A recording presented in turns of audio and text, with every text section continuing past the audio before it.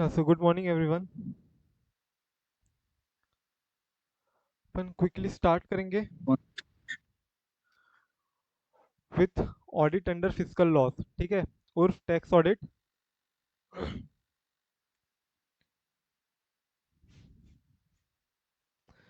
सो सबसे पहले most importantly मैं तुम लोगों को बता दूं इसका weightage. Weightage will be around 5 to 6 marks. इसका वेटेज होगा ही होगा तुम्हारे एग्जाम में। 4 से 5 नंबर का एक क्वेश्चन आएगा theory, and plus 1 or 2 odd MCQs you will also see in the MCQ section, ठीक है।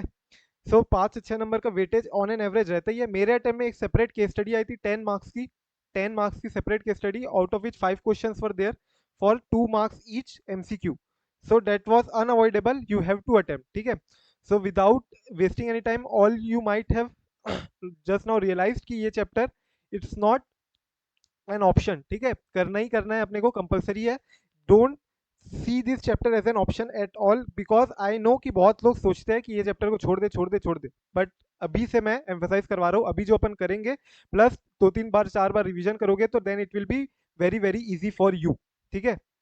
सिंस वी आर अभी अपन एक कम कम लोग का स्ट्रेंथ है अभी अपना, तो मान के चलो I want answer from you all फटाफट से based on your group 2 preparations whatever you have done till now, और even if you are not done based on your PGBP और टीडीएस सेक्शन, जो भी तुमको रिकॉल होता हो, या तुम्हारे टैक्स इनकम टैक्स जितना भी तुमको रिकॉल होता हो। So what I will be doing, I won't be wasting any of your time in reading all this, ठीक है। मैं रीडिंग करने में यहाँ पे टाइम वेस्ट नहीं करूंगा। I will be straight away telling you the provisions, and then you can read as a homework, ठीक है। Then you can read as a homework. अपन फटाफट से चालू करते हैं audit under fiscal laws. So pay attention, थोड़ा speed में चलेंगे अपन, we will be in a speed, and we will be discussing only the provisions. फटाफट से reading part you can do later on. So audit under direct tax loss है अपने syllabus में।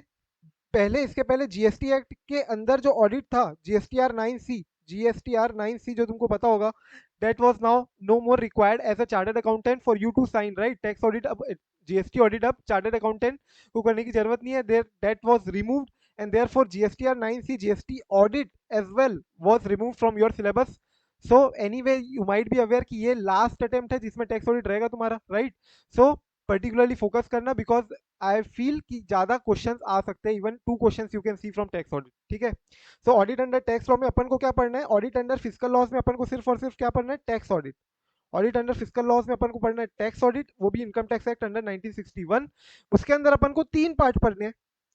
Most importantly tax audit under section 44A, जिसके अपन अंदर 3CD के अंदर सारे clauses, all the clauses of form 3CD, ये 99% वेटेज रखता है एग्जाम में तुम्हारा, and this is overall carries 1%, this carries overall 1% weightage for your exam. So audit of public trust and audit under section 35D and 35E, upon quickly इसको खत्म कर लेते हैं अभी हाथों हाथ 1%। तो देखो 35D और 35E के पहले अपन देख रहे हैं चैरिटेबल ट्रस्ट जो ऑडिट होता है, ऑडिट अंडर चैरिटेबल ट्रस्ट। तो चैरिटेबल ट्रस्ट को जितना खर्चा है ना, तुमको पता होगा, वो under income tax, you might be aware कि वो लोग जितना खर्चा अप्लाई करते हैं दे आर ऑलरेडी एग्जेम्प्टेड। तो अपनी जितनी ग्रॉस इनकम है, ग्रॉस इनकम, उसका 15% तो वो लोग को ऐसे ही एग्जेम्प्ट है, 15% ऐसे ही सेट असाइड कर सकते हैं वो लोग खर्चे को, एज अ 15% उनको डीम्ड अलाउंस है एज अ खर्चा। इसके अलावा जो 85% की इनकम है, उसमें भी उन लोग ने जितना जितना खर्चा करते जाएंगे उतना उतना उनको एक्सपेंस मिलते जाएगा। एंड खर्चा here means not only revenue expenditure but also capital expenditure, not only revenue expenditure but also capital expenditure. ये तुम लोग को मैं बताते जा रहा हूँ, व्हाट इंपॉर्टेंट, जो इंपॉर्टेंट होगा वो अपन देख लेंगे। अभी अपन एज पर इनकम टैक्स थोड़े से रिवाइज कर रहे हैं तुम्हारे इनकम टैक्स एक्ट को, थोड़े कुछ प्रोविजन, राइट। तो तुमको कुछ 85% का याद आ रहा होगा, 85% प्रोविजन, 85% में जितनी इनकम है, 85% ऑफ द ग्रॉस इनकम, उसको अपन जितना इतना खर्चा करते जाएंगे उतना उतना अपन को माइनस करते जाएंगे अपन as an expense, and this expense can include both capital expense as well as revenue expenditure expense. मुझे फटाफट से बताओ, जब अपन लोन का रिपेमेंट करते हैं, लोन का भी रिपेमेंट कर रहे हैं, तुमने लोन लिया था एज अ चैरिटेबल ट्रस्ट, तुम उसको रिपे कर रहे हो, तो क्या तुमको ये खर्चा मिलेगा? Quickly tell me. लोन ले रहे हो तुम, लोन का खर्चा कर रहे हो, लोन को खर्चा किया है तुमने, लोन को जब खर्चा किया वो अलग बात है, और जब तुम लोन को रीपे कर रहे हो, whether this will be allowed as an expense, जब तुम लोन को रीपेमेंट कर रहे हो। Yes, it will be allowed. In the year of repayment it will be allowed but not in the year of expenditure. तुमने loan लिया, तुमने खर्चा किया, वहां तब अलाउड नहीं है, जब तुमने लोन को रिपे कर रहे हो तब तुमको अलाउड है। कॉर्पस डोनेशन, तुम कॉर्पस डोनेशन कर रहे हो, तुमको याद है कॉर्पस डोनेशन कुछ होता था? Corpus donation means yes capital के लिए डोनेशन कर रहे हो तुम, क्या ये तुमको अलाउ होगा? Yes. No no not. No sorry, corpus donation will not be allowed. तो कॉर्पस डोनेशन क्यों अलाउ नहीं होता है? बिकॉज जो सामने वाले को कॉर्पस डोनेशन मिलती है इनकम, जो ट्रस्ट को तुम कॉर्पस डोनेशन देते हो, that is already an exempt, therefore यहाँ पे allow नहीं करती है income tax authority. So corpus donation allowed नहीं है। वैसे ही तुमको मैं जस्ट एग्जांपल के लिए याद दिला रहा हूँ, तुम कैपिटल एक्सपेंडिचर का भी खर्चा करते हो, वो भी अलाउ हो जाता है। बट ये सब खर्चा जो तुम करते हो, इसके लिए तुमको ऑडिट करवाना पड़ेगा। You have to carry out audit. अगर अगर तुम्हारी इनकम 2.5 लाख के ऊपर है, 2.5 lakh means basic exemption limit, अगर तुम्हारी इनकम बेसिक एग्जेम्पशन लिमिट के ऊपर है, तो तुमको ये जो खर्चे अपन ने यहाँ पे डिस्कस किया, ये सब तभी अलाउ होंगे जब तुम अपनी ऑडिट करवाओगे, जब तुम अपनी ऑडिट करवाओगे। आई होप इट इज क्लियर। ठीक है, तो देखो सेक्शन 12 क्या बोलता है कि तुमको सबसे पहले तो रजिस्ट्रेशन की कंडीशन फुलफिल करनी है। और रजिस्ट्रेशन की कंडीशन ये है कि तुमको रजिस्ट्रेशन के लिए अप्लाई कर देना है within 1 year from the date of incorporation. जब तुम्हारा इनकॉर्पोरेशन हुआ है उसके विद इन 1 ईयर फ्रॉम तुमको एप्लीकेशन दे देना है फॉर द रजिस्ट्रेशन। रजिस्ट्रेशन के लिए एप्लीकेशन अपन कहाँ देते हैं? रजिस्ट्रेशन के लिए अपन एप्लीकेशन देते हैं सीआईटी। ठीक है, सीआईटी देते हैं। सीआईटी अपील की बात नहीं कर रहा हूँ मैं, नॉर्मल अपील। सीआईटी अपील्स के लिए अपन अपील में जाते हैं। सीआईटी जो एडमिन, जो एप्लीकेशन रजिस्ट्रेशन वगैरह के लिए देखता है, that CIT you will have to registration, that CIT with whom you will have to apply for registration within 1 year from the date of creation of the trust। और उसके बाद अगर तुम्हारी total income without giving effect to section 11 और 12, ये सारे खर्चे के माइनस करने के पहले जितनी भी तुम्हारी इनकम है, अगर कुल मिला के मैं बोलूं तो मैं बोल सकता हूँ ग्रॉस इनकम, मतलब without excluding any expenses, without deducting any expenses, जितनी भी तुम्हारी इनकम है, अगर वो मोर देन 2.5 लाख है, so then you have to get your books of account audited from a chartered accountant under form 10b। Under form 10b, form number याद रखना, कई बार पूछ लेते हैं। फॉर्म 10b, 10b के अंदर ये तुम्हारी ऑडिट रिपोर्ट जाती है। कई लोगों ने ऑडिट ट्रस्ट का किया होगा आर्टिकलशिप में, तो उनको याद भी आ रहा होगा। Audit under income tax act of charitable trust is in done under form 10b। यहाँ पे पूरे तुम्हारे जाते 15% सेट असाइड होने के बाद तुमने क्या क्या खर्चे किए under what all categories, everything is reported and then you will be allowed the expenses. If not then you won't be allowed the expenses. I hope we are pretty much clear. एक बार यहाँ पे quickly देख लो, कोई किसी को doubt है so you can quickly ask me as well. Sir after deduction 2.5 lakh होना चाहिए या बिफोर यहाँ पे क्या लिखा है देखो, where total income without giving effect to the provision of section 11 और 12। ये सब जो इनकम, ये सब जो तुमको मिलता है ना खर्चा, ये सब सेक्शन 11 के अंदर मिलता है। ये जो 15% का खर्चा, ये explanation 1 two clause 2 sub clause 2 of clause 1 of section 11। Similarly ये जो 85% के अंदर जितना तुमको खर्चा अप्लाई करोगे, that is under explanation 2 of B of clause section 11। तो सेक्शन 11 के अंदर का खर्चा ये, तो ये खर्चा के पहले तुम्हारी जितनी भी इनकम है, सेक्शन 12 में भी कुछ कुछ खर्चे अलाउड है, वो खर्चे 11 और के खर्चे लेने के पहले जितनी भी तुम्हारी ग्रॉस इनकम आई है, ग्रॉस रिसिप्ट ले सकते हो तुम, अगर वो तुम मोर देन 2.5 लाख है तो तुमको ऑडिट करवानी पड़ेगी। ओके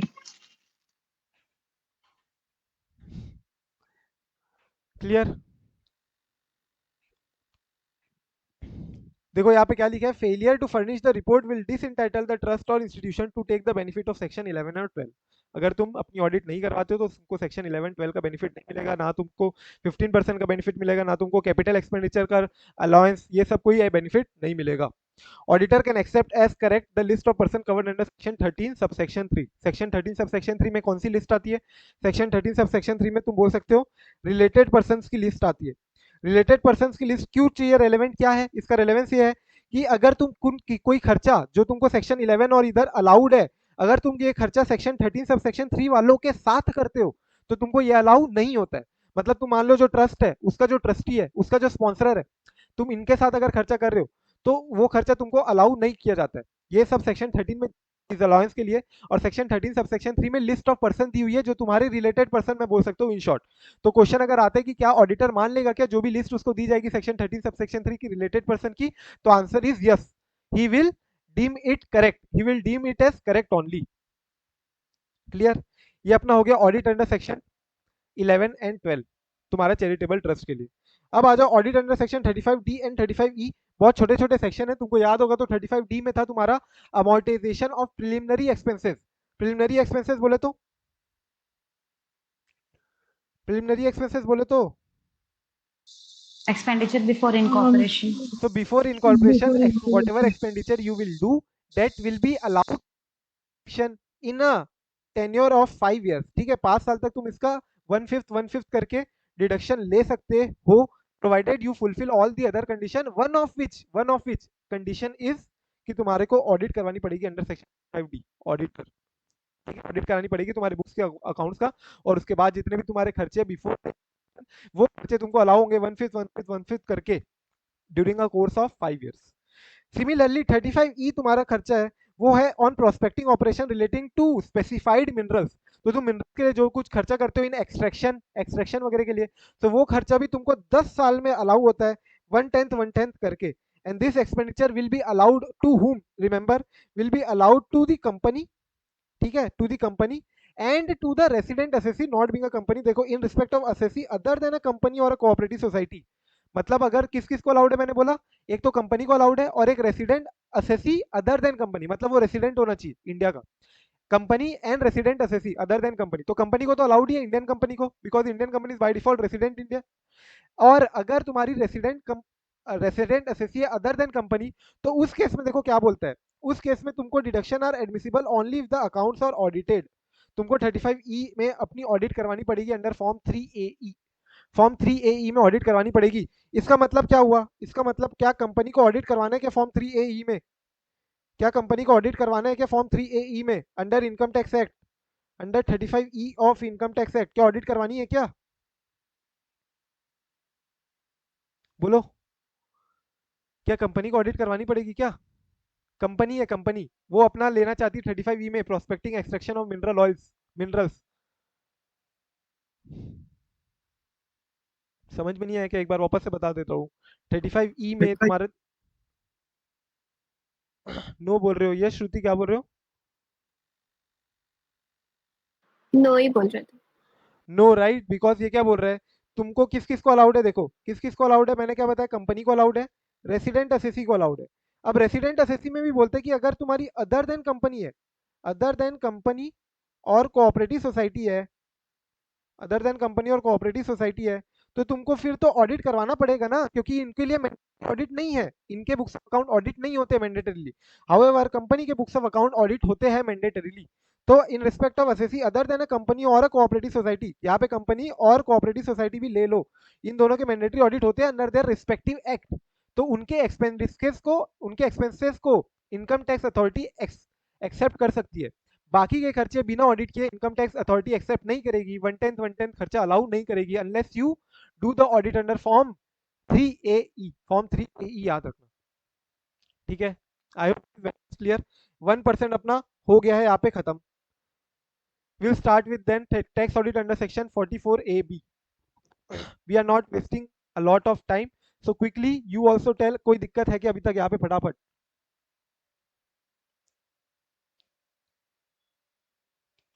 दिक्कत? यस अनुभव। सर बहुत ज्यादा लैग हो रहा है, बहुत पीछे चल रहा हूँ लग रहा है। चलो एक बार बीच में F5 दबा के रिफ्रेश भी कर सकते हो if you still faces any problem, वरना मेरे को बोल देना एक बार, मैं रिफ्रेश कर लूंगा। Come to tax audit under section 44AB। 44AB में आ जाओ अब। 44AB की एप्लीकेबिलिटी पे आते हैं अपन सबसे पहले तो तुम लोग फटाफट से बता दो एक बार 44AB के सेक्शन की क्या लिमिट है, टर्नओवर क्या लिमिट है ग्रॉस रिसीट्स की for you to carry out the audit. 1 CR। 1 CR right, 1 crore audit की लिमिट है in case of business. And in case of profession के लिए क्या, 50 lakh. 50 lakhs right. सो ये लिमिट है 1 CR एंड 50 lakh की। But ये 1 CR की जो लिमिट है, ये लिमिट तुम्हारी कितनी हो जाएगी, 10 CR। अगर अगर अगर ये लिमिट तुम्हारी 10 CR हो जाएगी अगर तुम्हारे जो टोटल रिसीट्स है उसका 95% रिसीट जो हो रही है तुमको बैंकिंग चैनल से थ्रू हो रही है, प्लस प्लस बोल रहा हूँ मैं, प्लस एंड टोटल एक्सपेंडिचर जितना है तुम्हारा उसका 95% खर्चा, जितना भी तुम्हारा टोटल एक्सपेंडिचर उसका 95% खर्चा तुम बैंकिंग चैनल के थ्रू करते हो, तो इस केस में तुम्हारे लिए टैक्स ऑडिट की लिमिट कितनी हो जाएगी? 10 CR। कोई दिक्कत की बात है? सिंपल है। 1 करोड़ की लिमिट है नॉर्मली, लेकिन अगर तुम्हारा टोटल रिसिप्ट्स का 95% रिसिप्ट जो हो रहा है वो तुमको बैंकिंग चैनल से हो रहा है, प्लस टोटल एक्सपेंडिचर जितना भी तुम करते हो वो तुम 95% उसका खर्चा तुम बैंकिंग चैनल के थ्रू ही करते हो, दोनों ही कंडीशन मैंडेटरी है, दोनों कंडीशन अगर फुलफिल होती है, then your limit will be 10 CR instead of 1 CR। इसके अलावा और बातें सुनते चलो, 2-3 इंपॉर्टेंट बातें बता रहा हूँ। एक तो कमीशन नेचर की जो इनकम है, मतलब तुम अगर कमीशन नेचर का जो बिजनेस है उसके लिए 44AB एप्लीकेबल नहीं है। Commission nature, sorry,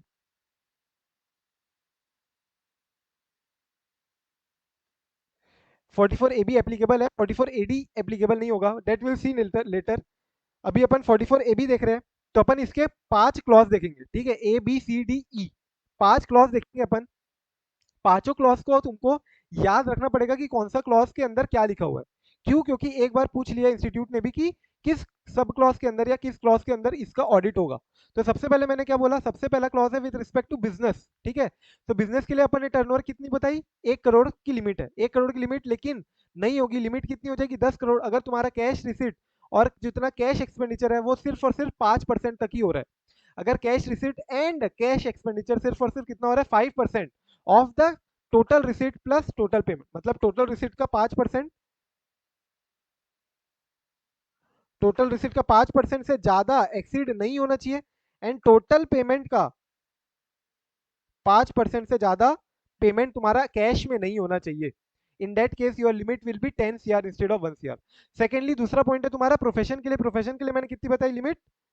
50 lakhs in any previous year. अगर 50 लाख के ऊपर तुम्हारा रिसीव ग्रॉस रिसीट्स एक्सीड होती है तो तुमको ऑडिट करवानी पड़ेगी अंडर सेक्शन 44AB का क्लॉज बी। कोई सबसेक्शन नहीं है यहाँ पे, तुमको दिख रहा होगा कोई सेक्शन 44 सेक्शन है, उसके अंदर तुम्हारा सीधा क्लॉज बी है। फिर क्लॉज सी में दिया हुआ तुम्हारा 44AE BB ट्रिपल बी। ये सारे प्रिजम्पटिव नेचर के सेक्शंस है। 44AE तुमको पर्टिकुलरली याद होगा, जहाँ पे 7,500 पर मंथ या 12,500 पर मंथ पर ट्रक की इनकम तुमको अज्यूम करनी पड़ती है अगर तुम्हारी टोटल साल भर में टोटल ट्रक 10 से ज्यादा नहीं हुई है, राइट। वो सारी जो लिमिट है तुमको याद आ रहा होगा 44AE का, हैवी गुड्स व्हीकल, लो गुड्स व्हीकल, जो तुम्हारे प्लाइंग एंड गुड्स कैरेज के जो बिजनेस है, right. In that case you have presumptive income, तुम अपना ऑप्ट कर सकते हो 7,500 पर मंथ पर ट्रक और 12,500 पर मंथ पर ट्रक। अगर तुम उससे कम इनकम ऑप्ट कर रहे हो, so in that case you will have to carry out your tax audit, carry out your books of account audited under section 44AB का clause C, clause C. Similarly 44BB triple B section है कुछ aircraft and shipping business and all. इसके अलावा 44ADA के अंदर दिया हुआ है कि अगर तुम प्रोफेशन कैरी आउट कर रहे हो, तो 44ADA जो सेक्शन है तुम्हारा, वो तुमको अलाउ करता है कि तुम 50% इनकम अपनी थ्रो कर सकते हो एज ए प्रिजम्पटिव इनकम। मतलब तुम्हारी अगर ग्रॉस रिसिट 50 लाख तक है और 50 लाख का तुम मान लो 40 लाख है तुम्हारी ग्रॉस रिसिट, तो 40 लाख का तुम 50% इनकम अपनी थ्रो कर सकते हो as a GTI, gross total income. अगर तुम 50% इनकम अपनी डीम्ड मान रहे हो, so you can opt for section 44ADA if you are a profession में कौन कौन आते हैं? Chartered accountant, interior designer. Sir 44AD भी तो वही है ना? 44AD, एडी जो प्रोफेशन के लिए लगता है 50 lakhs का।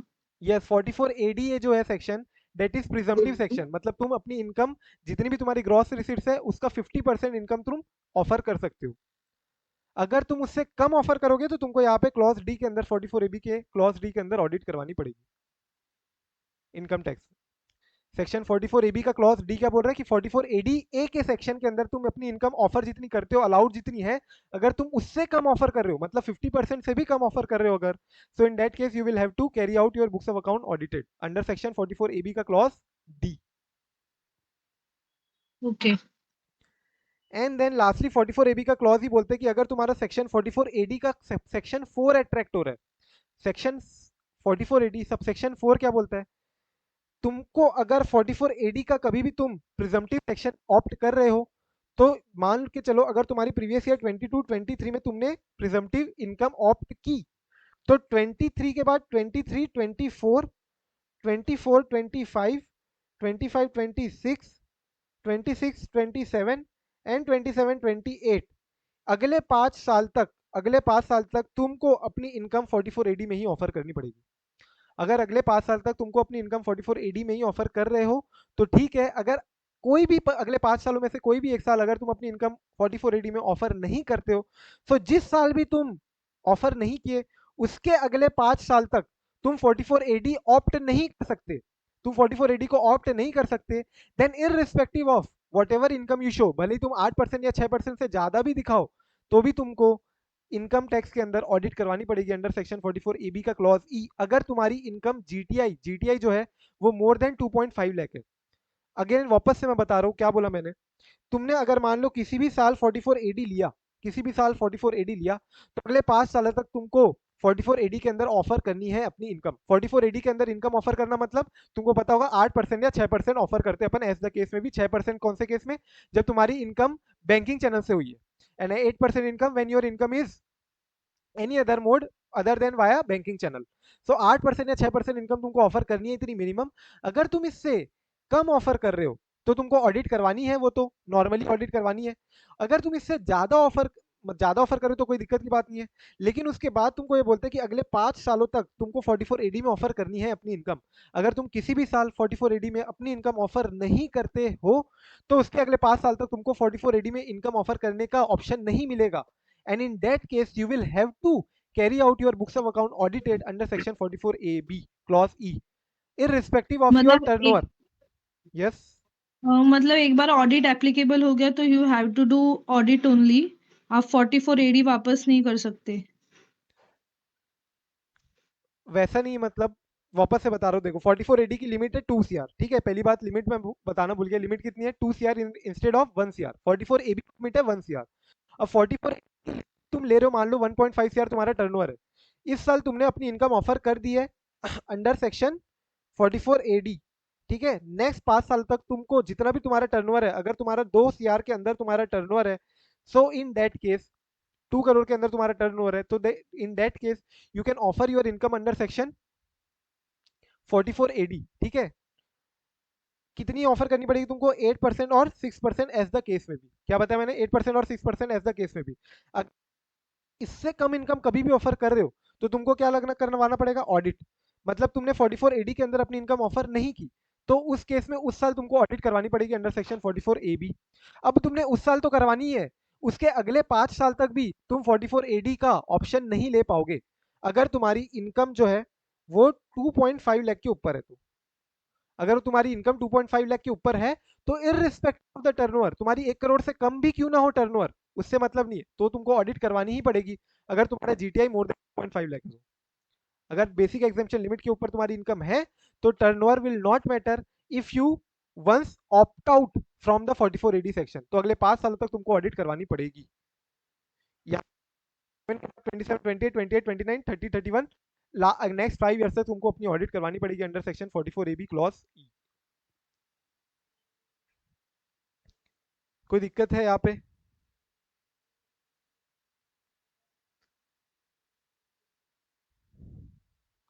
आई होप 44AB के पांचों क्लॉज क्लियर है।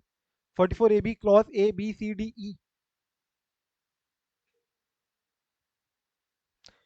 Any doubt, any doubt? Just go through all the 5 clauses once, then we'll start with next points. चलो एक बार ये वाली लाइन रीड करो और मुझे क्वेश्चन का आंसर करो। नेक्स्ट नोट का जो फर्स्ट पॉइंट है, फर्स्ट बुलेट, उसका मुझे आंसर करना है। एक तो तुम्हारा क्लोथिंग बिजनेस है,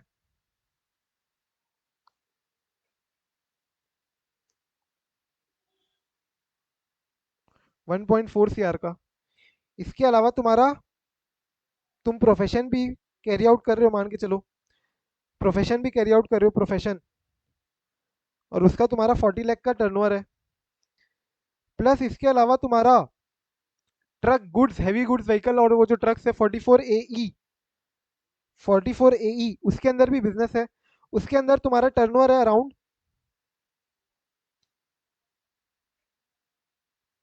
50 लाख का। एंड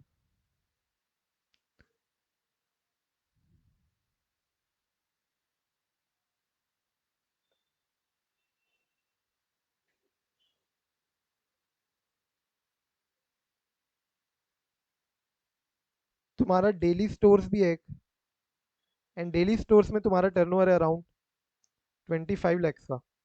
फटाफट से बताओ ऑडिट एप्लीकेबल होगा क्या? Everyone answer. Under section 44AB क्या ऑडिट एप्लीकेबल होगा? Just read this first bullet. First bullet को देख के एक बार मुझे बताओ।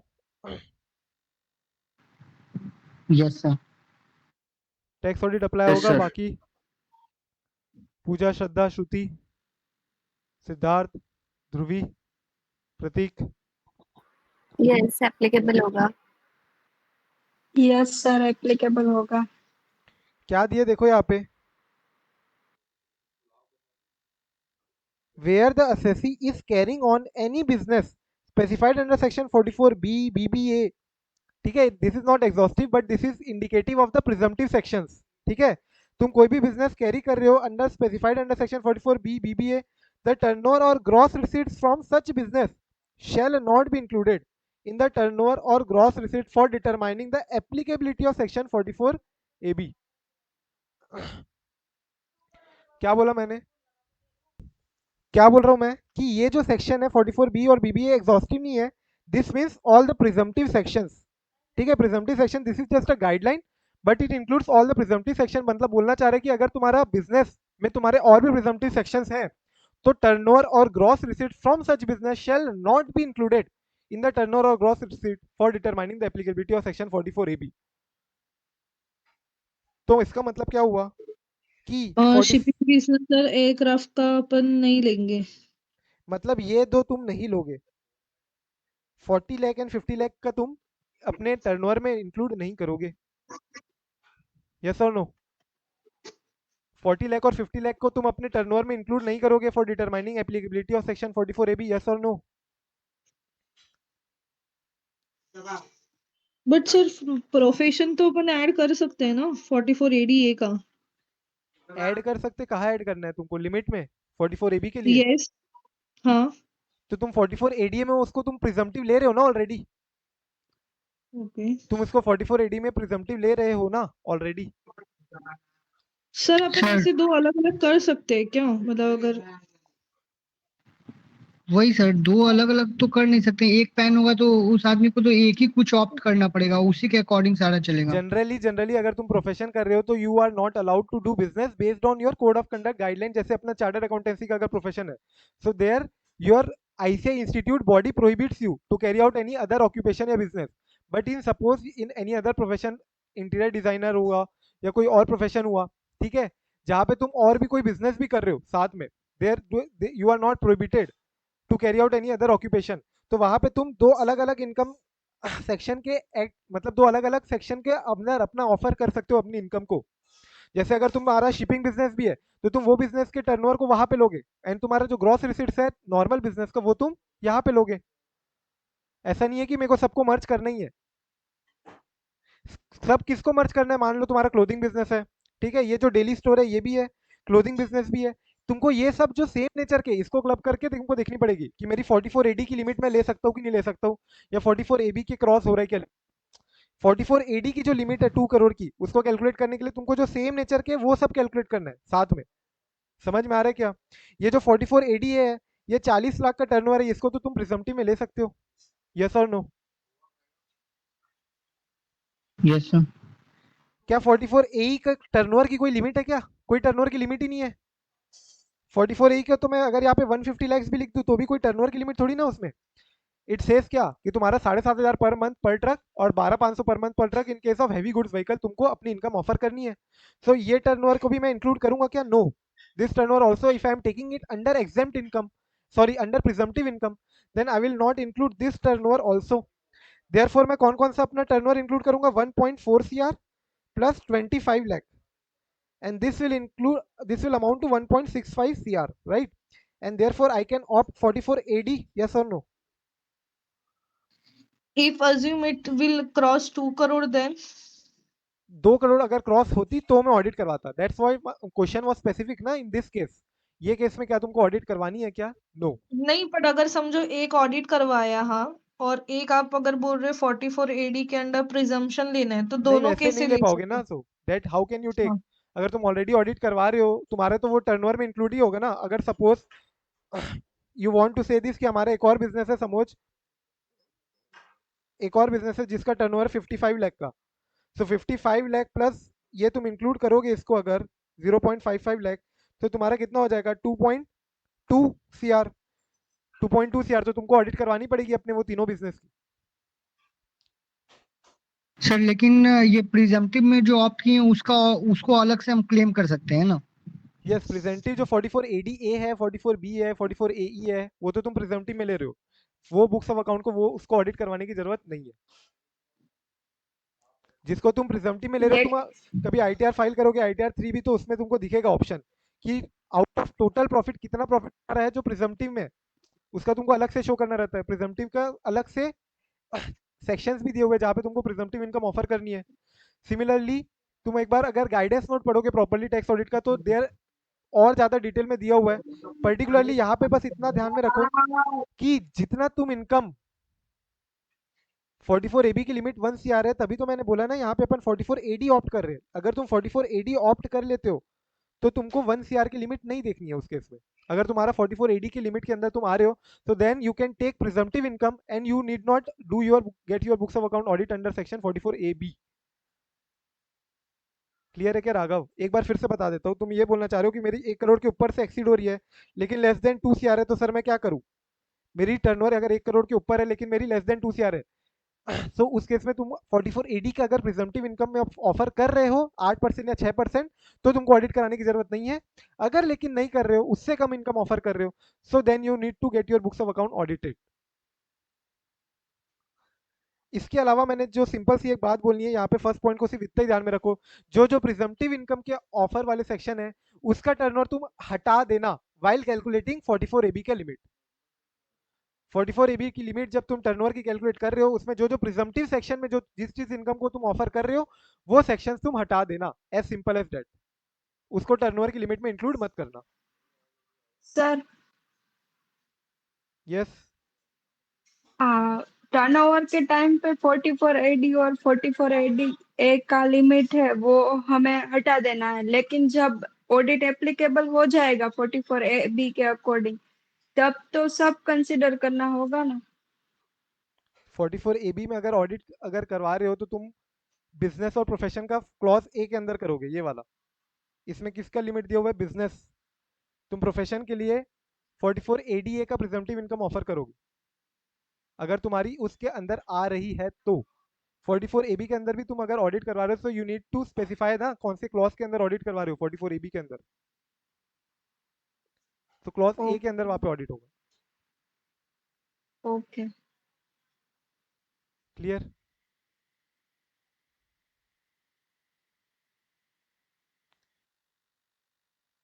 एक बार फिर से रीड कर लो फर्स्ट पॉइंट को। Where the assessee is carrying on any business specified under section 44B BBA, the turnover or gross receipts from such business shall not be included in the turnover or gross receipt for determining the applicability of section 44AB। इसके अलावा देखोगे तो in case audit required under any other law it shall be sufficient compliance if such person gets the account audited under such law before the specified date. मतलब example ले लो तुम्हारा company audit का, if you want to get your, if you are already getting your books of account audited under companies act, companies act में तुम्हारा audit वहां पे हो गया है, तो it shall be sufficient compliance. मतलब तुम्हारा इनकम टैक्स एक्ट में जो 44 एबी का सेक्शन तुमको ऑडिट कराने बोलता है, उसका भी हम मान लेंगे कि तुमने कंप्लाई कर लिया। अगर तुम अपने अकाउंट जो ऑडिट करवाए हो ना कंपनीज एक्ट में, वो तुमने बिफोर द स्पेसिफाइड डेट करवा लिए हो and furnishes by that date the report of audit under section, जो तुम्हारा कंपनीज एक्ट का सेक्शन है 143(12), राइट? जो भी तुम्हारा वो सेक्शन है 143 सबसेक्शन 3, और जो तुम्हारा ऑडिट के अंडर सेक्शन कंपनीज एक्ट का है, वो जो कंपनी ऑडिट की रिपोर्ट है वो तुमको बिफोर द स्पेसिफाइड डेट, अपनी स्पेसिफाइड डेट क्या है 30 सितंबर, राइट? सो वो स्पेसिफाइड डेट के पहले अगर तुम वो ऑडिट रिपोर्ट को फर्निश कर देते हो, तो then it shall be sufficient compliance कि तुमने 44 एबी में भी ऑडिट करवा लिया है। बस एक फर्दर रिपोर्ट जाती है अकाउंटेंट की in the form prescribed under this section.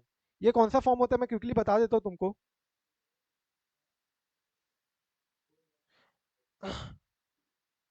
ये होता है तुम्हारा, अगर मान के चलो फॉर्म 3CD तो तुम्हारे क्लॉजेस जाते हैं सारे, ठीक है? फॉर्म 3CD में सारे क्लॉजेस जाते हैं।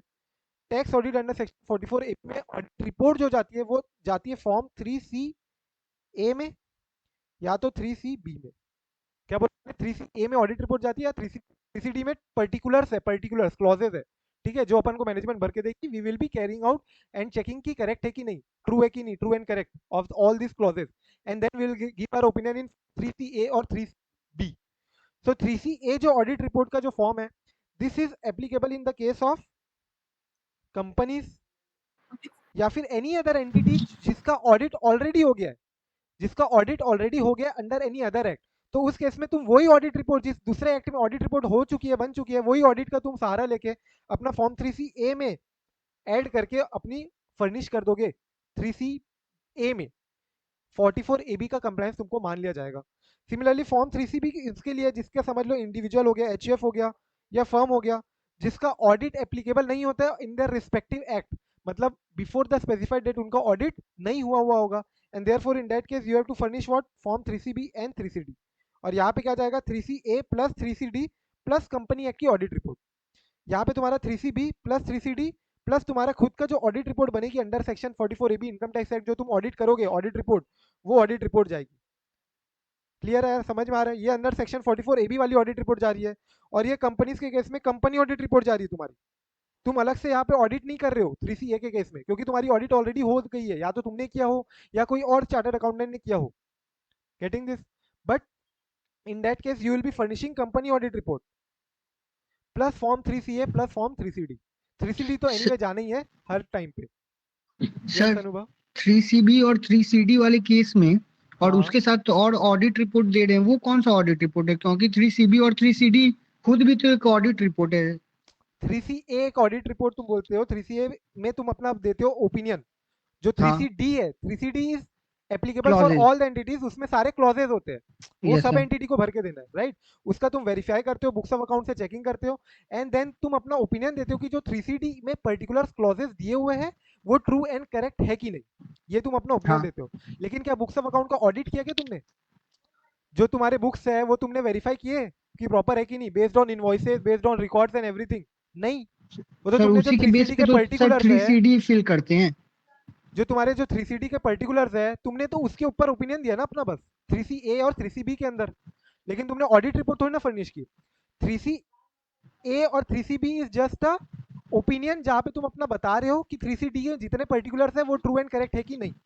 लेकिन जो ऑडिट रिपोर्ट होती है वो क्या बताती है कि बुक्स ऑफ अकाउंट तुम्हारे ट्रू एंड फेयर है कि नहीं, तुम्हारे जो फाइनेंशियल स्टेटमेंट है वो ट्रू एंड फेयर दे रहे हैं कि नहीं, रिफ्लेक्शन, राइट? सो वो तुम नहीं देते हो, वो तुम 3CA में क्लॉज पॉइंट 3 के अंदर बताते हो, और 3CB के अंदर पॉइंट 5 के अंदर बताते हो। वो अपन अभी फॉर्मेट देखेंगे तो तुमको समझ में आएगा कि मैं क्या बोल रहा हूँ। एक बार फिर से समझाता हूँ। 3CA जो है वो तो तुम्हारा 3CD के ऊपर रिपोर्टिंग है कि 3CD में जितने क्लॉजेस है। सिमिलरली 3CB में भी है 3CD के ऊपर रिपोर्टिंग, बट इसके अंदर पर्टिकुलरली तुम ये नहीं बताते हो कि तुम्हारे जो बुक्स ऑफ अकाउंट है वो ऑडिटेड है कि नहीं। ये तुम्हारा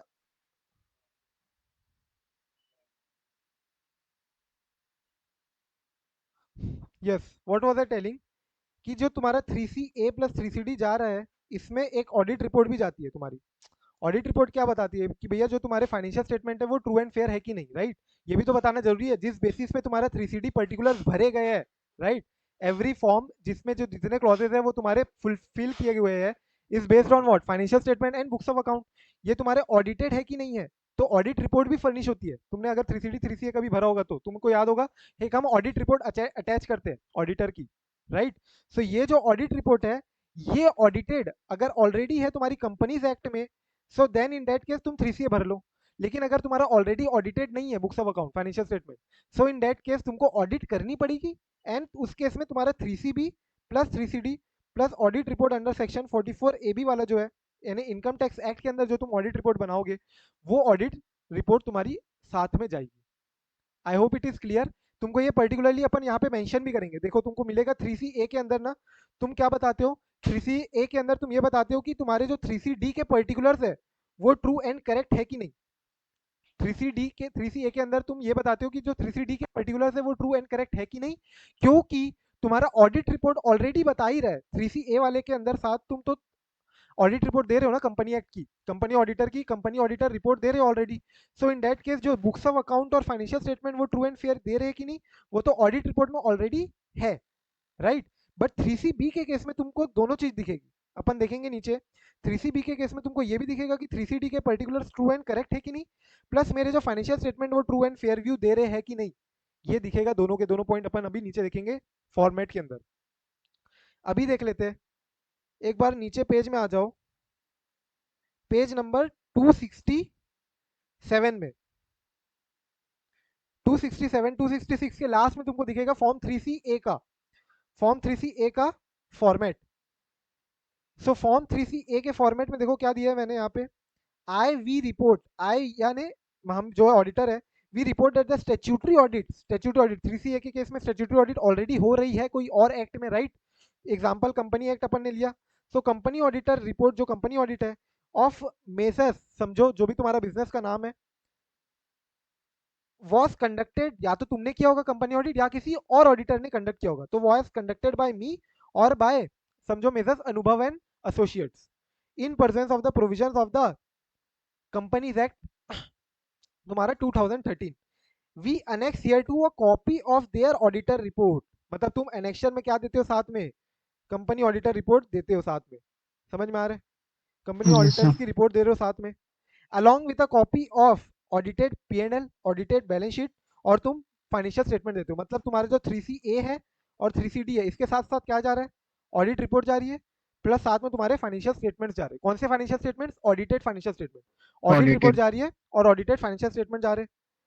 प्लस इसके साथ साथ देखो तुम क्या दे रहे हो यहाँ पे, in my opinion to the best of my information and according to the examination of books of accounts including other relevant documentations and explanations given to me, the particulars in form 3CD are true and correct। मतलब तुमने यहाँ पे कहीं भी books of account और financial statement के ऊपर comment किया क्या, नहीं। तुमने किसके ऊपर कमेंट किया, पर्टिकुलर जो 3CD में दिया हुआ है ना वो ट्रू एंड करेक्ट है। तुम 3CA में क्या बता रहे हो, 3CD के जो पर्टिकुलर्स है वो ट्रू एंड करेक्ट है, ये तुम बता रहे हो। तुमने true and fair of the financial statement ये कमेंट किया नहीं, क्यों, क्योंकि ये तो तुम्हारा तो ऑलरेडी उसका कमेंटेड ऑडिट है ना, रिपोर्ट है। उसके लिए तो है ऑलरेडी कंपनी ऑडिटर का रिपोर्ट। अब 3CB में देखो, 3CB कौन से केसेस के लिए, जिस केस में ऑलरेडी ऑडिट नहीं हो रहा है, जिस केसेस में ऑलरेडी ऑडिट नहीं हो रहा है, right. So in that case तुम क्या क्या बता रहे हो, I we have examined balance sheet, यहाँ पे अपन ने क्या किया, report that the statutory audit was conducted by us or by any other auditor. यहाँ पे हम क्या बोल रहे हैं, हम एग्जामिन कर रहे हैं बैलेंस शीट को, प्रॉफिट एंड लॉस को, राइट। हम फाइनेंशियल स्टेटमेंट को एग्जामिन कर रहे हैं और बुक्स ऑफ अकाउंट से अपन पूरा ऑडिट करके अपना ओपिनियन बताएंगे कि ये balance sheet, profit and loss, cash flow statement, जो तुम्हारा फाइनेंशियल स्टेटमेंट है वो तुम्हारा ट्रू एंड फेयर व्यू दे रहे हैं या नहीं। देखो यहाँ पे, I examine the balance sheet, profit and loss account, income and expenditure account for the period ending, beginning सब बताओगे, किसका एंटिटी का कौन सा एड्रेस है, क्या पैन नंबर है उसका, and we certify that balance sheet, profit and loss account, income expenditure account are in agreement with the books of account maintained at the HO। and third point में देखो तुम क्या बोल रहे हो, we have obtained all the information and explanation which to the best of our knowledge and belief were necessary for the purpose of the audit, and in our opinion proper books of account have been kept, right जो तुम्हारा audit report में जो तुम अपनी opinion देते हो ना, and in our opinion हाँ to the best of our information according to the explanation given to us, the said account read with notes and account give a true and fair view, give a true and fair view. ये जो true and fair view है किसके लिए, ये books of account के लिए, financial statements के लिए, ठीक है। फाइनेंशियल स्टेटमेंट तुम्हारे बुक्स ऑफ अकाउंट से एग्री करते हैं and they give a true and fair view. ये तुम्हारा तुम ऑडिट कर रहे हो यहाँ पे, उसका ओपिनियन दे रहे हो तुम पॉइंट 3 में। और पॉइंट 5 में देखो तुम अगेन वापस से बोलते हो कि according to the explanation given to me by the client and according to the best of our information that was obtain, the particulars under form 3CD are true and correct. मतलब जो तुम 3CD के particulars है वो true and correct भी बताते हो, और तुमने जो ऑडिट की है वो तुमने financial statement true and fair view दे रहे हैं कि नहीं वो भी तुम बताते हो in 3C। 3CB। I hope it is clear. 3CA में अपन क्यों Yes, नहीं sir. बता रहे, क्योंकि ऑलरेडी ऑडिट किया हुआ है अंदर कंपनीज एक्ट। सो यही चीज यहाँ पे बोल रहा है, कहाँ पे, कि अगर तुम्हारे कोई और लॉ में ऑलरेडी ऑडिट हो रहा है तो गुड, वेरी गुड, वहां पे तुम्हारा before the specified audit date तुम्हारा ऑडिट रिपोर्ट आ जानी चाहिए, और तुम जब फॉर्म 3CA प्लस 3CD दोगे तो उसके साथ अपनी audit report, financial statement furnish कर देना। Any doubt? No, sir. Yes, बाकी पूजा? Yes, sir. Clear everyone? इसके बाद वाला पॉइंट देखो क्या बोलता है, The report of such audit duly signed and verified by the chartered accountant is required to be given in form 3CA और 3CB. अभी अपन ने देखा 3CA कौन से केस में लगेगा और 3CB कौन से केसेस में लगेगा, along with form 3CD जहां पे तुम्हारे सारे क्लॉजेस दिए हुए 44 क्लॉजेस. देन मुझे फटाफट से तुम लोग खुद बताओ खुद से ओके कि क्या तुमने अगर 44 AB में इनकम टैक्स में ऑलरेडी ऑडिट करा दिए तो तुमको इनकम टैक्स के और भी बाकी सेक्शन पते होंगे 80IB 80IC जहां एक्सपेंडिचर बेस्ड डिडक्शन रहता है. Sorry not expenditure based, income based deduction रहता है. इनकम बेस्ड डिडक्शन मतलब तुमने जितना कमाया उसका 100% तुम डिडक्शन ले सकते हो इस साल का या नेक्स्ट 3 इयर्स का, राइट. सो ये जो इनकम बेस्ड डिडक्शन है तो तुम्हारी जितनी तुम तो अपने मन से इनकम कुछ भी दिखा सकते हो, right. So therefore in that case do you need to get your books of account audited in that case also if already तुम्हारा 44 AB में बुक्स ऑफ अकाउंट ऑडिटेड है तो भी क्या तुमको 80IB और 80IC में ऑडिट करवानी पड़ेगी क्या? Yes sir. Yes right, these are income based deduction. तो पर्टिकुलरली हमको प्रॉपर्ली डील करना पड़ेगा कि वो इनकम कहाँ से आ रही है, कैसा प्रॉपर्ली इनकम का ऑडिट होगा. इनकम का ऑडिट होगा इस केस में भी. In addition to an audit report required under section 44 AB तुमको ऑडिट करवानी पड़ेगी.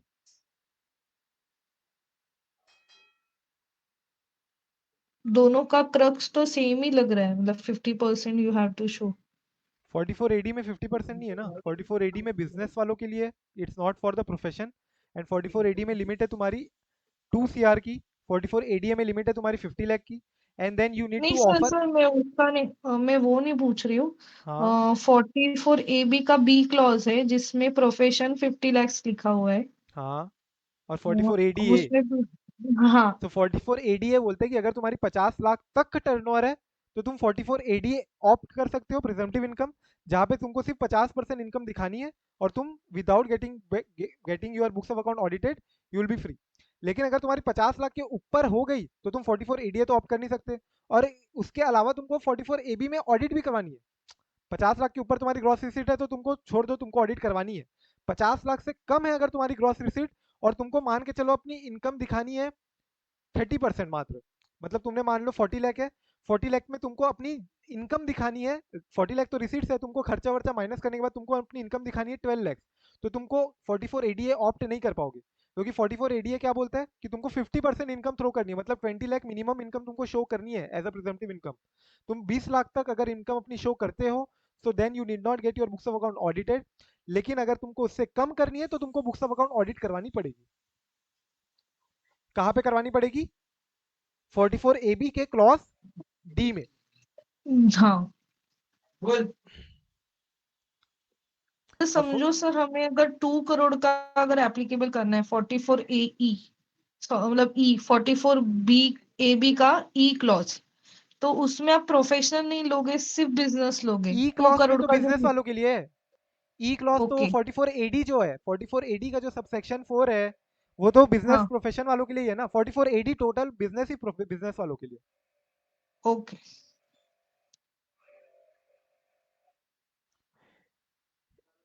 यस. तो फटाफट से क्वेश्चन का आंसर करते जाओ. A partnership firm engaged in trading of electronic goods is expecting a turnover of 165 lakhs for the financial year 21-22.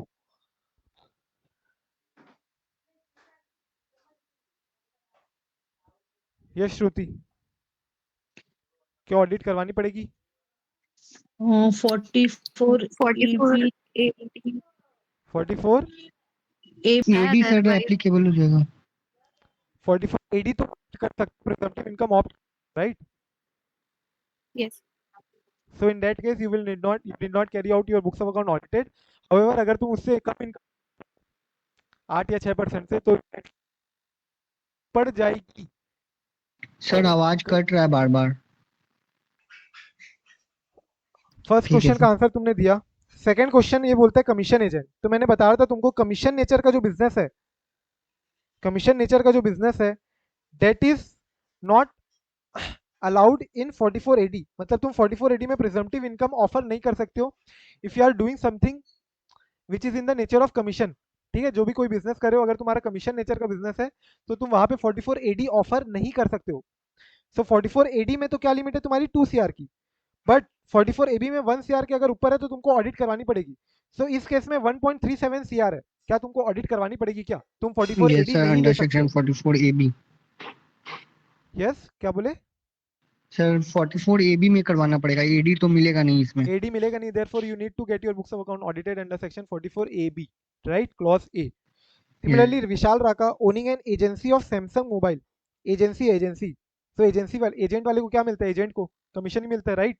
So remember agency word आ रहा है कुछ, so in that case you need to be aware कि हाँ commission nature का business है, and therefore you will not get 44 AD का presumptive. But here यहाँ पे टर्नओवर कितनी है? Less than 1 crore. Less than 1 crore, and therefore in this case you need not get your books of account audited. अब tax auditor कौन हो सकता है? Who can be a tax auditor?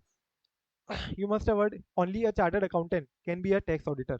Chartered accountant as defined under section 21B of CA Act 1949. CA Act के section 2 subsection 1 clause B में तुमको मिलेगा definition of who is a chartered accountant, and वो जो चार्टर्ड अकाउंटेंट है सिर्फ वही audit कर सकता है तुम्हारे बुक्स ऑफ अकाउंट को, if you are carrying out your books of account audited under section 44AB। तुम इनकम टैक्स में अपनी बुक्स ऑफ अकाउंट को ऑडिट करवा रहे हो तो, जिसके पास वैलिड सर्टिफिकेट ऑफ प्रैक्टिस भी होना चाहिए, राइट? लेकिन ये सारे लोग टैक्स ऑडिटर नहीं बन सकते। अगर तुम कंपनी हो और तुम कंपनी के ऑडिटर नहीं बन सकते हो, तो कंपनी ऑडिट जो चैप्टर है उसका तुम देखोगे तो सेक्शन 141 में तुम्हारे डिस्क्वालिफिकेशंस दिए हुए हैं कि you can not become company auditor in all this cases. अगर तुम एम्प्लॉई हो कंपनी के, तुम कंपनी के ही ऑफिसर हो, और भी बहुत सारे केसेस तुम्हारे को जेल हो जाती है और तुम 10 साल, तुम उस केस में कंपनी ऑडिटर नहीं बन सकते हो। सिमिलरली तुम डायरेक्टर या की मैनेजर पर्सन हो उसी कंपनी के, तुम्हारी रिलेटिव वगैरह की लिमिट है, तुम्हारे पास कंपनी के शेयर है, face value more than 1 lakh, so वो केसेस में अगर 141 सेक्शन में तुम अगर डिस्क्वालिफाइड हो, so in that case you can not also become auditor of this entity under income tax act also. Income tax act में भी तुमको इसका है, तो तुम उस कंपनी का ऑडिटर नहीं बन सकते हो सेक्शन 141 सबसेक्शन 3 में ही डिस्क्वालिफाइड हो तो। क्लियर है? मतलब कंपनी का कौन ऑडिटर बन सकता है? जो कंपनी ऑडिटर बन सकता है। कंपनी ऑडिटर कौन बन सकता है? जो सेक्शन 141 सबसेक्शन 3 में डिस्क्वालिफाइड ना हो। सेकेंडली बाकियों के केस में क्या दिया हुआ है? मतलब कंपनी का केस अलग हो गया। कंपनी का केस में तुमको क्या देखना है? 141 सबसेक्शन 3। सिंपल बोलूं तो कंपनी अगर है तो तुमको कुछ याद नहीं रखना है, कंपनी एक्ट ही याद रखना है। कंपनी एक्ट का सेक्शन 141 सबसेक्शन 3 ही तुमको देखना है। अदर देन कंपनी के केस में तुमको ये सारी बातें ध्यान में रखनी पड़ेगी, जैसे इंडिविजुअल हो गया, एचयूएफ हो गया, फर्म हो गया, ये सब के लिए तुमको देखना पड़ेगा कि टैक्स ऑडिटर कौन बन सकता है। टैक्स ऑडिटर वो बन सकता है जो कि चार्टर्ड अकाउंटेंट हो, होल्डिंग अ वैलिड सीओपी। लेकिन अगर तुम खुद ही अपने ऑडिट कर सकते हो क्या? नहीं। Assessee himself can not do himself of his own audit.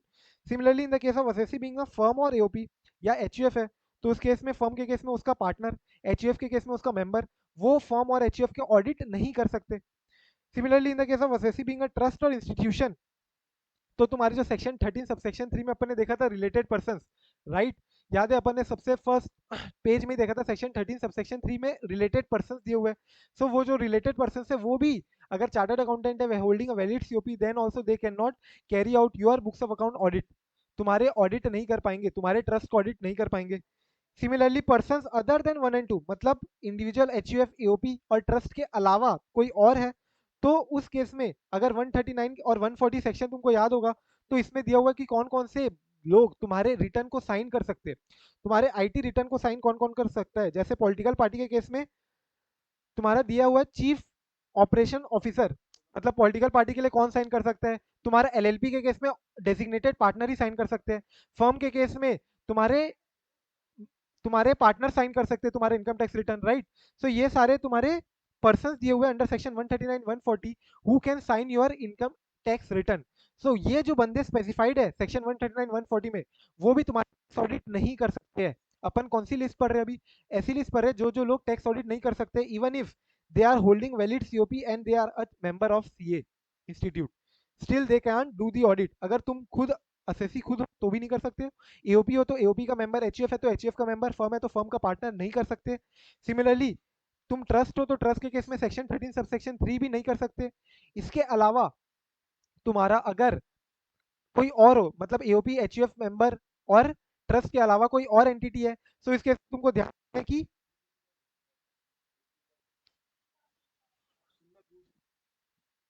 Section 139 140 के केस में अगर तुम आ रहे हो, so in that case also you can not perform your audit. In that case also तुम उस एंटिटी का ऑडिट नहीं कर पाओगे। इसके अलावा देखो रिलेटिव का क्या डेफिनेशन दिया हुआ है। कोई भी रिलेटिव है, तुम्हारे person refer to in sub clause 1 2 3, मतलब जो अपन ने 1 2 3 पढ़ा ऊपर में, उनके रिलेटिव भी ऑडिट नहीं कर सकते। मतलब 1 2 3 में ये लोग तो ऑडिट कर नहीं सकते, इनके रिलेटिव भी ऑडिट नहीं कर सकते। Officer or employee of the SSC same like company act, ये भी ऑडिट नहीं कर सकते हैं।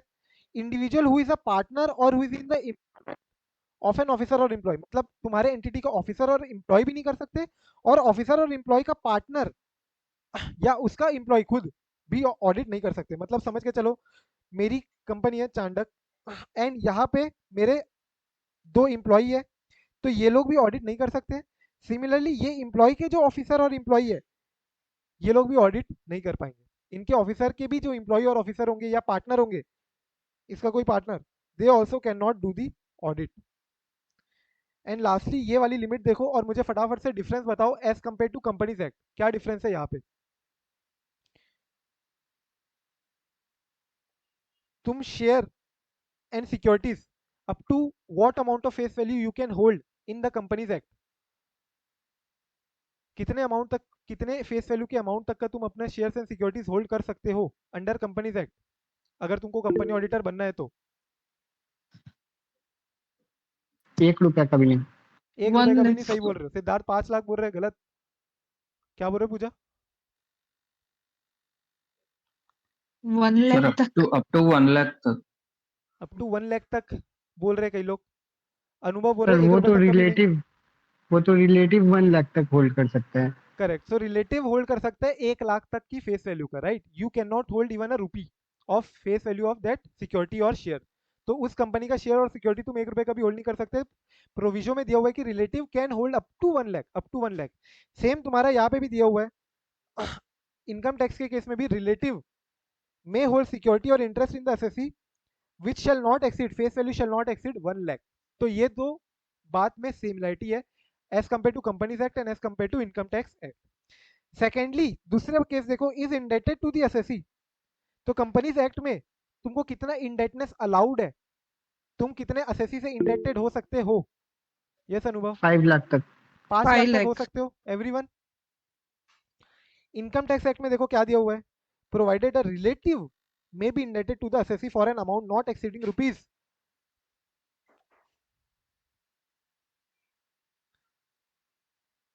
सिमिलरली गारंटी और सिक्योरिटी के केस में भी कंपनीज एक्ट में क्या लिमिट है, 5 लाख, लेकिन यहाँ पे क्या दिया हुआ है, 1 लाख। मुझे फटाफट से इस क्वेश्चन का आंसर दो कि you want to become, Anubhav want to become tax auditor of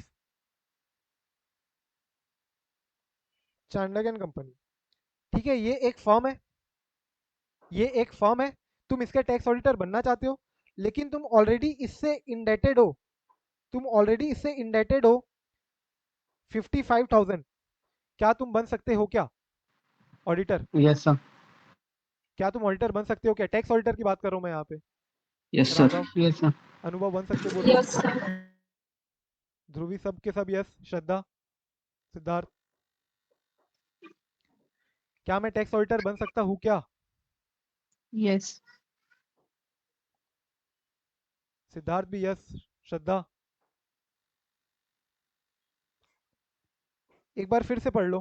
क्या बोला मैंने? Anubhav wants to become tax auditor of Chandak and company. ठीक है, यहाँ पे इस केस में टैक्स ऑडिटर बनने की बात कर रहा हूँ मैं, और वो इंडेटेड है ऑलरेडी कितना, 55,000 रुपीज से।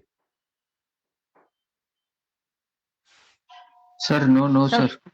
सर सिर्फ तभी होगा जब अनुभव भी सीए है, तभी सीए इन प्रैक्टिस होल्ड कर रहा है हाँ तभी। हाँ, सीए ही हो तुम, सीए हो, सीए प्रैक्टिसिंग हो, लेकिन क्या दिया है प्रोविजो में, that is to for relative as well. सिर्फ रिलेटिव इंडेटेड हो सकता है, तुम 1 रुपए के भी इंडेटनेस नहीं रख सकते हो if you want to become tax auditor. Companies act में 5 लाख तक है, कंपनीज एक्ट में रिलेटिव को भी 5 लाख तक है। यहाँ यस पे सर। तुमको यस। याद रखना है, तुम्हारे लिए 1 रुपए की भी इंडेटनेस अलाउड नहीं है, तुम्हारे रिलेटिव के लिए 1 लाख तक है। Clear? Yes sir.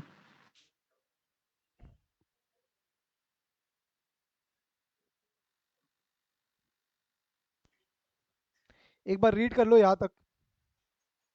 who can be a tax auditor and who cannot be a tax auditor. Quickly go through the same.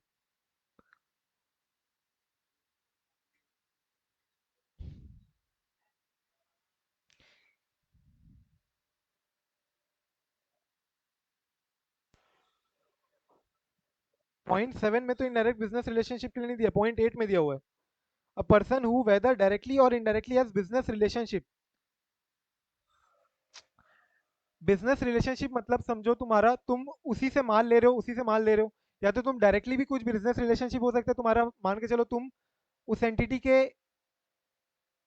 Share holder हो सकते हो, या तुम्हारा इनडायरेक्टली तुम्हारी शेयर सर होल्डिंग है तुम्हारे जो वाइफ की. गारंटी वाला पॉइंट है सर, गारंटी वाला ऑडियो बोल एक रहे तो हो. आ नहीं रहा. गारंटी और सिक्योरिटी, ये तुमको बोलते हैं कि हैज गिवन अ गारंटी और provided any security in connection with the indebtedness of any third person to the assessee. तो तुम जनरली, तुमको अलाउड क्या नहीं है सेकंड पॉइंट में, कि तुम्हारा इंडेटनेस नहीं अलाउड होना चाहिए. सर आवाज नहीं आ रही है.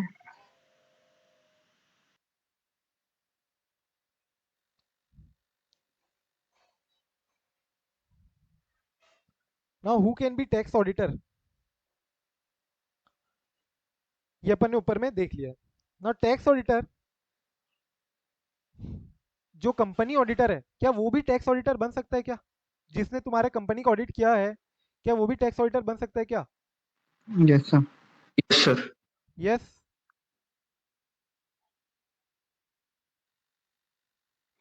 इनडायरेक्ट बिजनेस रिलेशनशिप मतलब समझो तुम्हारा एक बिजनेस रिलेशनशिप वाला कंपनी ऑडिट में भी पॉइंट है, लेकिन वहां पे वो तुमको इंश्योर करना पड़ता है कि you are ensuring arm's length transaction. Arm length price पे ट्रांजैक्शन हो रहा है. राइट. सिमिलरली यहाँ पे भी बिजनेस रिलेशनशिप कहीं से भी हो, डायरेक्टली हो या इनडायरेक्टली हो, डजेंट मैटर. डायरेक्टली मतलब तुम्हारा खुद का कोई रिलेशनशिप बन रहा है, तुम खुद ट्रांजैक्ट कर रहे हो उससे, उसके साथ, या फिर तुम्हारा कोई और इनडायरेक्टली रिलेशनशिप बन रहा है कि तुम उसके साथ ट्रांजैक्ट नहीं कर रहे हो, लेकिन तुम हो सकते है किसी और उसकी सब्सिडरी या होल्डिंग के साथ ट्रांजैक्ट कर रहे हो, जो फर्दर ट्रांजैक्ट करने वाली उसी के साथ, या तुम कहीं ना कहीं तरीके से कोई बिजनेस रिलेशनशिप अगर बन रहा है, even if not directly, even if indirectly, then also it is covered. In that case, arm's length transaction price में होना चाहिए, that you need to ensure. If not, then you cannot become auditor of the company or auditor of the firm.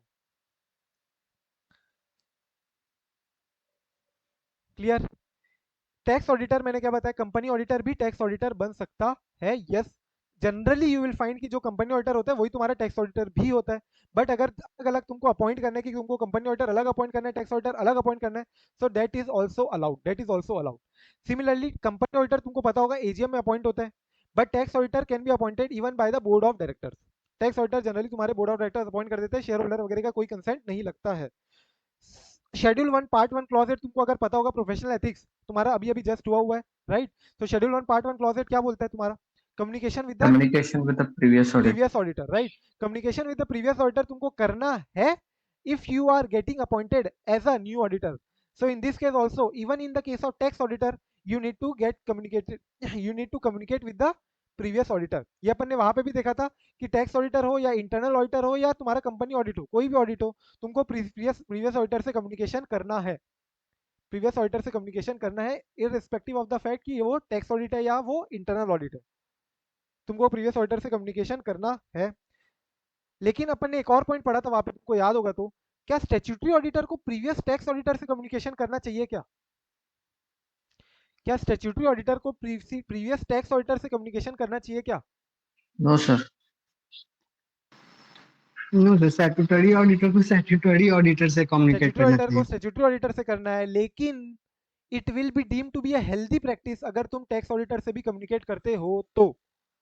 ये question भी मैंने अलग से डाला था specifically, they have not yet asked, but तुमको बोलना है कि ये हेल्दी प्रैक्टिस होगी इन case of statutory audit communicating with the tax auditor. So statutory audit internal auditor से कम्युनिकेट करने की जरूरत नहीं है, लेकिन अगर पूछता है टैक्स ऑडिटर से करना है तो yes, it will B a healthy practice. Why? Because tax audit is also a sort of statute only, right? It is also an audit under a statute. Statute मतलब क्या? Law, Income Tax Act. Audit जो हो रहा है तुम्हारे income tax act में, वो भी एक ऑडिट हो रहा है तुम्हारे स्टैट्यूट के ही अंदर. सिमिलरली कंपनी एक्ट के अंदर जो ऑडिट हो रहा है, that is also an audit under statute, and therefore that is called a statutory auditor, statutory audit. Similarly income tax act के अंदर जो तुम्हारा ऑडिट हो रहा है, that is also under any other law, under income tax act, and therefore generally it will B a healthy practice if you communicate with the previous tax auditor, अगर तुम्हारा statutory auditor communicate करता है तो. Appointment के case में तुमको यही देखना है कि अपॉइंटमेंट कौन करेगा, मैंने बता दिया, बोर्ड ऑफ डायरेक्टर, और इवन तुम्हारा मैनेजिंग डायरेक्टर या कोई और ऑफिसर भी कर सकता है if it is already authorised by the board of director. And lastly letter of appointment, जो तुम्हारा वहां पे अदर ऑडिट के केस में भी लेटर ऑफ अपॉइंटमेंट आता है तुम्हारा सेक्शन ऐसे 210। सिमिलरली यहाँ पे भी तुमको देखना है कि टैक्स ऑडिटर को अपना लेटर ऑफ अपॉइंटमेंट ऑब्टेन कर लेना है एसएससी से। तो ये सब नॉर्मल पॉइंट है, एक बार क्विकली तुम लोग गो थ्रू करो। ये वाला पॉइंट बताओ, टैक्स कंसल्टेंट हो या इंटरनल ऑडिटर हो, तुम ऑलरेडी वो फर्म के टैक्स कंसल्टेंट हो, मान के चलो तुम ऑलरेडी वो ऑडिटर, तुम वो फर्म के टैक्स कंसल्टेंट हो, तो क्या तुम टैक्स ऑडिटर बन सकते हो क्या? And second option, second case है, तुम ऑलरेडी वो कंपनी के या वो फर्म के इंटरनल ऑडिटर हो, तो क्या तुम अब इस कंपनी या उस फर्म के टैक्स ऑडिटर बन सकते हो क्या? दोनों का अलग अलग आंसर बताओ मुझे।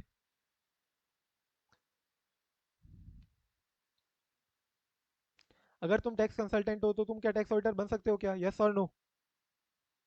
सर दोनों केस में नहीं होगा, क्योंकि सर टैक्स कंसल्टेंट अगर वही टैक्स ऑडिटर है तो इंडिपेंडेंस नहीं होगा, और इंटरनल ऑडिटर तो कर ही नहीं सकता, उसमें भी तो इंटरनल इंडिपेंडेंस। ऑडिटर तो very much clear, it is very clear कि internal auditor can not be appointed as a tax auditor because internal auditor are considered as employee already, right? Employee हो जाते हैं वो relationship. Yes sir. But tax consultant के case you are provide tax consultancy, right? In sense tax planning तुम provide कर रहे हो, you in any way dealing with the companies के फाइनेंशियल्स, कंपनी के फाइनेंशियल्स के साथ तुम कोई भी तरीके से डील नहीं कर रहे हो, कंपनी के इंटरनल कंट्रोल, कंपनी की पॉलिसीज कर रहे हो, you are just providing any consultancy which the company seeks from you, that is it, right? So tax consultancy में तुम financials and books of account से रिलेटेड डील नहीं कर रहे हो, and thereby you are not hampered, your independence is not hampered, and in that case tax consultant are allowed to become tax auditors of your firm और company. Clear है? Sir लेकिन tax consultant को भी तो appoint करता है company या फिर बॉडी, तो वो भी तो एज ए एम्प्लॉय काम करेगा, तो यहाँ पे फिर इंडिपेंडेंस ब्रीच नहीं होगा? नहीं, टैक्स कंसल्टेंसी जरूरी नहीं ना एम्प्लॉय क्यों होगा, तुम कोई फर्म के पास भी तो अपनी कंसल्टेंसी के लिए जा सकते हो। इंटरनल सर लेकिन ऑडिटर वो जनरली क्या हो जाता है कि वो they are so much involve in your financials, एक तरीके से तुम इंटरनल ऑडिट कभी गए होंगे तो daily you have to go, right? तुम अपने 2-3 आर्टिकल को डेली वहां बेचते ही हो, yes daily sir. They are dealing with the in and out of the financials. So इस केस में तुम वहां पे जो फाइनेंशियल्स के साथ रिलेशन बन जाता है, एम्प्लॉय एम्प्लॉयर का भी एक रिलेशन आ जाता है, but it is not true in the case of tax ना। टैक्स कंसल्टेंसी में थोड़ी ना तुम्हारा डेली सर इंटरेक्शन, इंडिपेंडेंस वहां पे उतना ज्यादा हैम्पर नहीं हो रहा है ओवरऑल इफ यू से। अच्छा सर। क्या तुम टैक्स ऑडिटर को रिमूव कर सकते हो?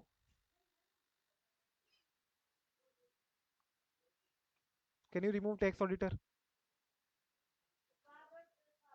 क्या तुम कोई भी ऑडिटर को रिमूव कर सकते हो? कंपनी ऑडिटर को रिमूवल के लिए कौन सा सेक्शन है? Section 140 subsection 1 and section 140 subsection 4। अगर तुम रिमूवल कर रहे हो on expiry of the term, और अगर तुम रिमूव कर रहे हो ऑडिटर को बिफोर एक्सपायरी ऑफ इस टर्म, तो 140 सबसेक्शन 1, उसमें बहुत सारे अलग अलग अप्रूवल, सेंट्रल गवर्नमेंट का अप्रूवल और बहुत सारी चीजें हैं, राइट? सिमिलरली तुमको टैक्स ऑडिटर को भी रिमूव करना है, so it would be just justice, मतलब जस्टिस तभी रहेगा, अगर जस्ट तभी होगा अगर तुम रिमूव कर रहे हो टैक्स ऑडिटर को if it was default fault on part of tax auditor, मतलब टैक्स ऑडिटर तुम्हारा ऑडिट कर ही नहीं रहा है, डिले पे डिले किया जा रहा है, और तुम्हारे पास प्रूफ है, email communication and everything, all sort of communications are as a proof with you. In that case अगर तुम रिमूव कर रहे हो टैक्स ऑडिटर को तो दैट इज डिफरेंट। अगर तुम अनजस्टिफाइबली रिमूव कर रहे हो कंपनी टैक्स ऑडिटर को, so in that case it is not allowed. So ये देखो क्या बोल रहे हैं, depends upon the facts and circumstances possible for the management to remove a tax auditor on valid grounds. For such removal, like tax auditor delaying the submission of audit report, तुम्हारा time पे audit report नहीं देगा, so penalty will have to be borne. In that case, you can remove the tax auditor and go towards another tax auditor. Similarly, if it is found that there is no possibility of getting the audit report uploaded before the specified date, तुमको दिख गया कि तुम आखिरी दिन भी जा चुके हो और तुम डेली जाते हो, और जो तुम्हारा ऑडिटर है वो बोलते हैं हाँ हाँ आज कर देंगे आज कर देंगे, लेकिन वो हर रोज डिले होते जा रहे, डिले होते जा रहे, However, the tax auditor cannot be removed on the ground that he has given an adverse audit report. तुमने अगर just because tax auditor तुमने बोल दिया कि draft audit report में हम तुम्हारे को adverse audit report दे रहे हैं because your financials are not true and correct, not true and fair, and for that purpose you are removing the tax auditor, then you cannot. ठीक है, an ethical standard board इस case में intervene कर सकता है, N unjustified removal के case में अपनी सुनवाई देगा एथिकल स्टैंडर्ड बोर्ड, अगर ऑडिटर फिर कंप्लेन करेगा सीए बॉडी को। स्पेसिफाइड डेट तुमको पता है टैक्स ऑडिट क्या डेट है, राइट? एंड स्पेसिफाइड फॉर्म भी तुमको पता है, फॉर्म 3CA एंड 3CB।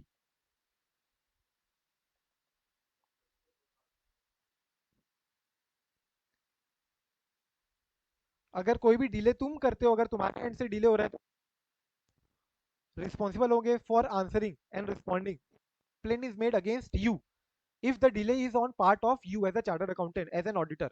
लेकिन अगर डिले तुम्हारे पार्ट में नहीं है, डिले क्लाइंट ही नहीं दे रहा है, फाइनेंशियल्स क्लाइंट ही तुमको बुक्स ऑफ अकाउंट्स वगैरह प्रोवाइड नहीं कर पा रहा है, so in that case you will not be held responsible for delay in submission of audit report.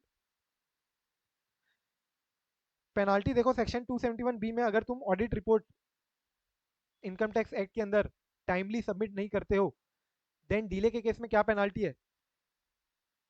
Point A और पॉइंट बी दिया हुआ है, 0.5% ऑफ टर्नओवर और 1.5 lakh, which ever is lower. Question है 5 करोड़ की तुम्हारी ग्रॉस रिसीट्स है, फटाफट से बताओ कितनी पेनाल्टी लग सकती है तुमको मैक्सिमम। एओ अगर अपने डिस्क्रिप्शन पे कितना पेनाल्टी लगा सकता है, यहाँ पे याद रखना एओ के पास डिस्क्रिप्शन है, वो चाहे तो लगाएगा चाहे तो नहीं लगाएगा। एओ में इम्पोज 5 करोड़ का मेरा ग्रॉस रिसीट्स है, फटाफट से बताओ कितनी पेनाल्टी लग सकती है मेरे को अगर एओ चाहे तो मैक्सिमम। 2.5 1.5 lakh।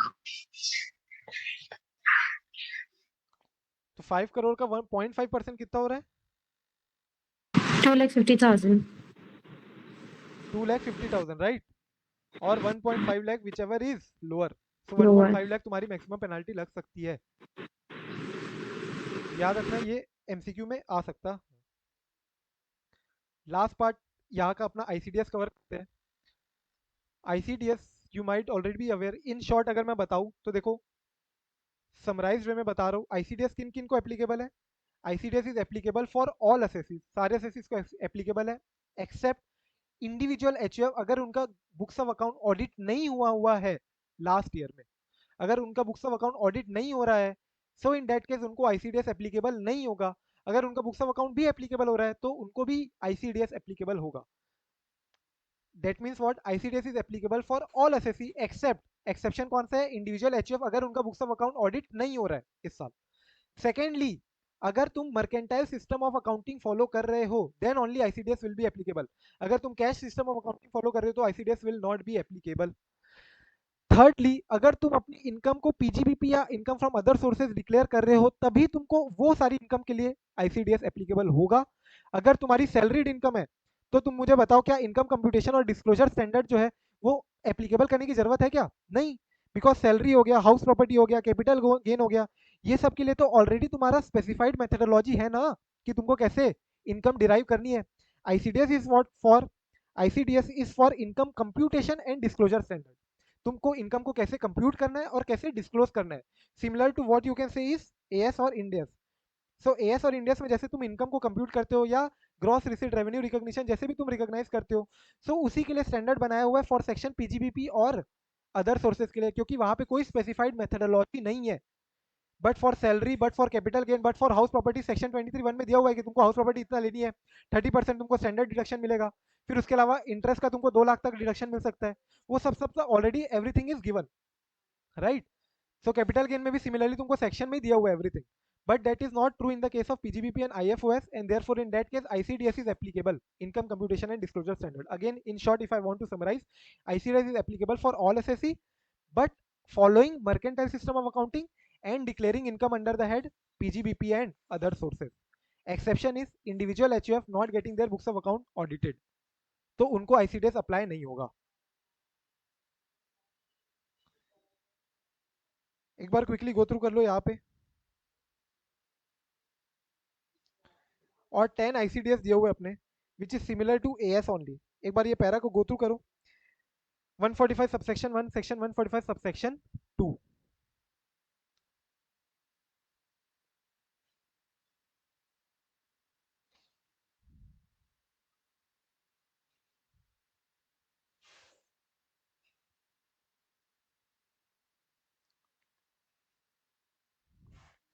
लास्ट देखोगे अगर तुम तो ICDS 1 2 3 4 5 6 7 8 9 10 दिया हुआ है, which is same like AS 1 2 7 9 10 11 12 13 16 29। तो तुम्हारा जो AS का सीक्वेंस है उसी सीक्वेंस में ICDS है। जस्ट दैट कुछ कुछ अकाउंटिंग स्टैंडर्ड के लिए इनकम कंप्यूटेशन डिस्क्लोजर स्टैंडर्ड की जरूरत नहीं है, because AS were suffice and income tax ने अपने स्टैंडर्ड्स लाने की कंपल्शन नहीं मानी, नीड नहीं मानी, एंड देयरफॉर फॉर दो standard there are no ICDS। So ICDS 1 2 3 4 5 6 7 8 9 10 जो है वो तुमको ये सीक्वेंस में मिल जाएंगे, AS 1 2 7 9 10 11 12 13 16 29। सो तुम इसको भी समराइज कर सकते हो। एक बार फिर से पेज नंबर 265 तक अपना हुआ है, इसको पूरा गो थ्रू कर लेना, रिवाइज कर लेना, एंड इसके 10 मिनट बाद just after this I am giving you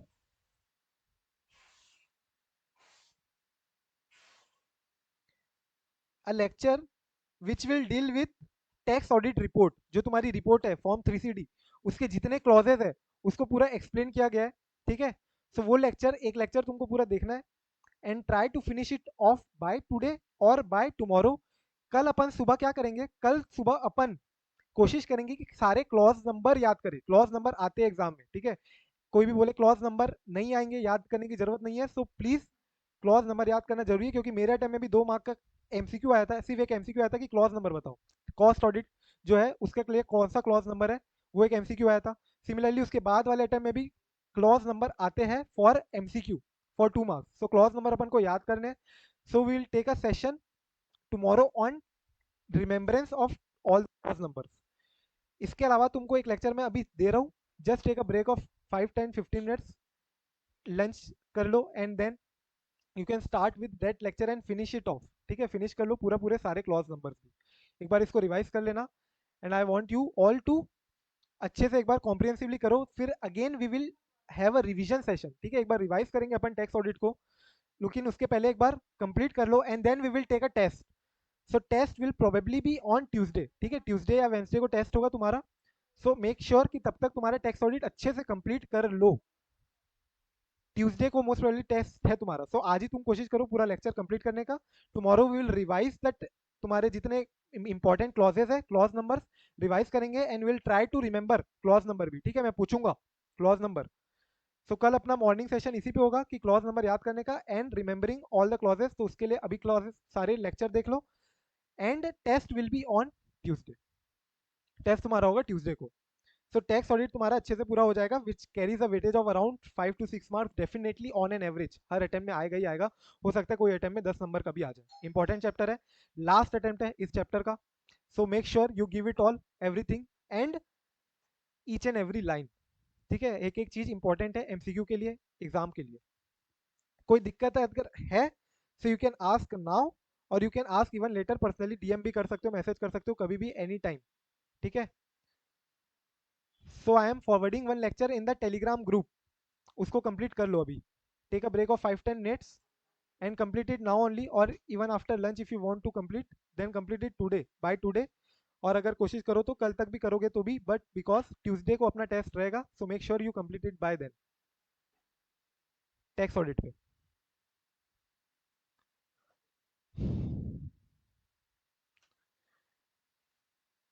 fine. Hello yes.